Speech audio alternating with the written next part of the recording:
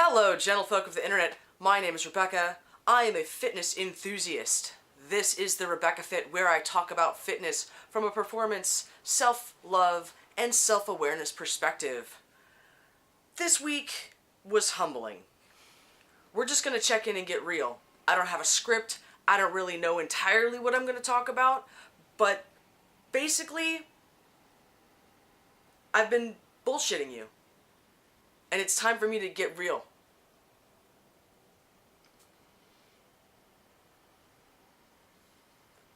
One of the things that I've been holding back on is I cuss. And I've been editing it, and I've been filtering it, and I've been doing all these things. My two highest values are love and efficiency. And sometimes I forget that love comes first. As a lover of efficiency, I know that every time that I am myself and I use a swear word in just me being myself and expressing myself, when I go back to the edit station, I have to take that out, which annoys me. But part of me believed that I needed to do it because I needed to be acceptable for the audience, but it's not me.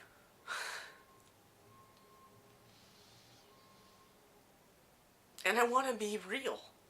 And this is my show, right? And I can be real here. And I fucking cuss. And I'm a parent who cusses.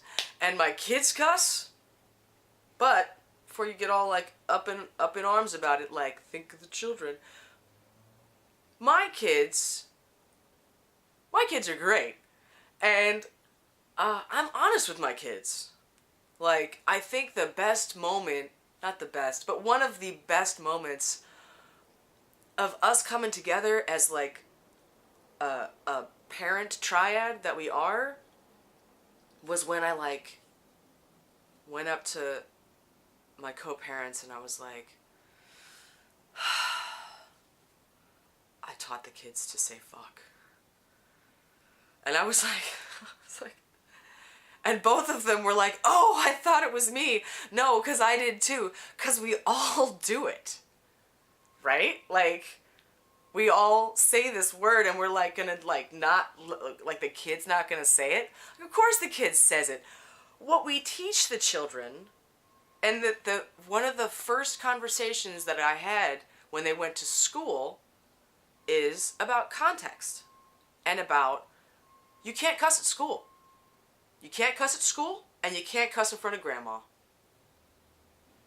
That's real life. I'm not going to pretend my kids are never going to cuss. It doesn't matter if they're 3, or they're 7, or they're 13. Your kid's going to start cussing at some point, and you can be deluded about it. I'm just real about it, and we teach our children context. And I feel like that's far more valuable than pretending something doesn't exist. And I'm going to stop filtering that for you. Because that's not who I am. And it's stupid that I'm trying to be someone else. And I need to stop. So that's real. That's happening. I want to get real about what I'm really doing here. And I have a larger sacrifice that I want to save for the end just because it's big and it's scary, and I am putting off talking about it until as long as possible, basically. But first, I want to talk about really why I'm here, and I haven't really gotten into that because I'm also kind of afraid of that. But I just want to lay it out. This new iteration on my fitness journey started about 2 years ago. And it was just short of 2 years ago that I got sick because I was so single-minded on something that I was self-medicating something else and I broke myself.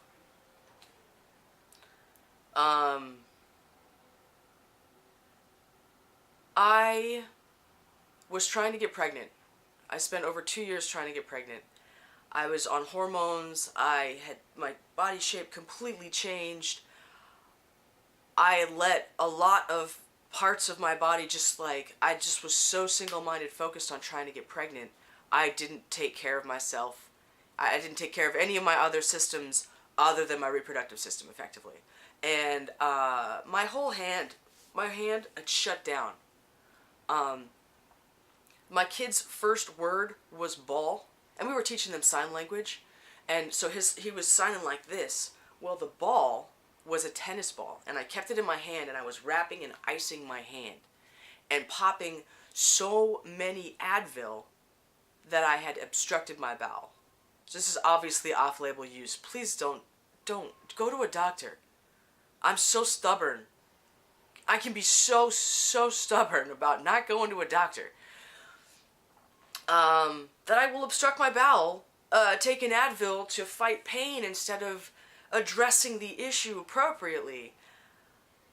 That's when I realized, like, I have a problem and I need to start making changes. And I had been spending all this money on this, project, basically, to try to get pregnant. And, I just, it wasn't good enough that I have kids. We have twin children. They're beautiful, amazing little people, and I love them. That wasn't good enough because I needed to incubate one of my own.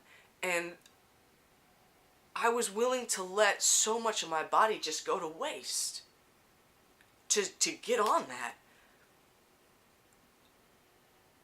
Until I was in the emergency room. And while I'm in the emergency room, and on the way to the emergency room, every single medical practitioner that I interacted with, as soon as they heard, like, and I have severe abdominal pain, right? Everyone that I talked to, they're like, oh, well, of course. You're on fertility medication. Duh. Of course you're having this problem. And, like, it occurred to me that I didn't care about any of the warnings. Even after my body started shutting down, because it wasn't related to my uterus, that didn't matter at all to me. And so when I stopped,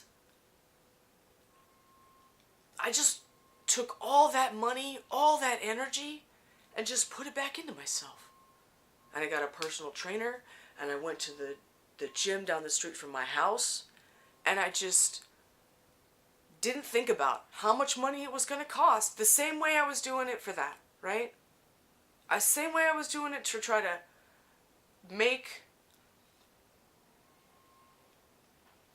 remake what I already had.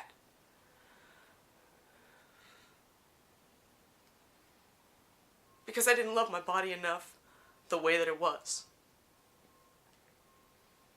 So I just poured that back into myself.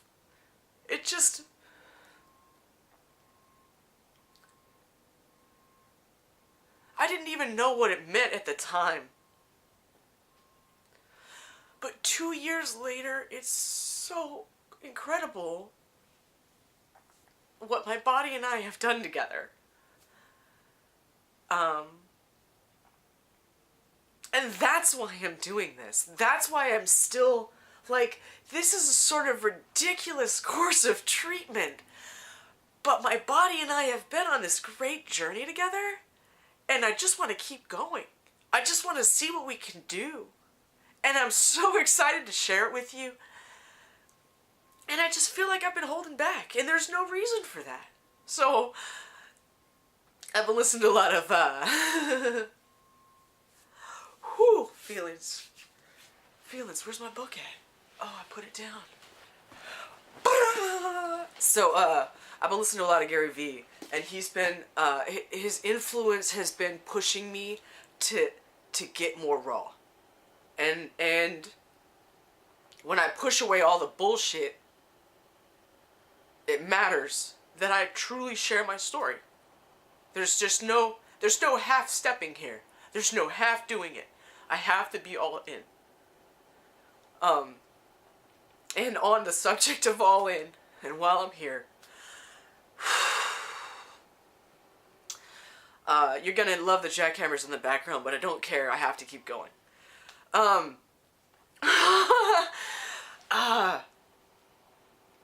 have been smoking marijuana basically all day, every day, since I was 20 years old. And that's 18 years now. And I believe that if I'm really committed to this, like, when I did that cycle of self-care, when I did all that stuff, I fixed the problem. That was the reason I was medicating with marijuana. And now I'm just doing it because it's a habit. Because I'm just used to it. This is just how I'm used to being. So I don't need it anymore. It doesn't serve me anymore. It's just there. And I need to break up with it. It's not serving me any longer. And I've done it a few times, and I know that I still need to keep my prescription because I still get sick. Last week was the first week I tried to quit, and that's when I realized I was allergic to eggs. I quit for a year while I was trying to get pregnant until I got sick. So I know I can do it. But it's just a habit. I'm just used to it. And even now, as I look at it and I see it, I can see that it's not serving me. And I can see that I have to let go. But it's like a lover. And I love the ritual. And I even used to love going to the dispensary. That scene, because of legalization, has changed. It's a lot like going to a nightclub now, where there's like a bouncer at the door, and the scene is just so different. It doesn't feel like I'm going to a pharmacy. And while I was going to a pharmacy, I could continue to lie to myself. And I can't. This is expensive. This is like I spend the money, but it's not like I don't count it. And when I start escalating to this, to producing for YouTube, that incurs a whole nother set of costs. And if I want to be pushing myself physically, what I have been doing so that I can eat, which is important, is sacrificing my lungs so that I can eat. Well, if I want to push myself and I want to push my performance, I need to breathe. And I can't breathe. I can't keep doing this. And this has been the scariest thing I know I need to talk about. So here I am.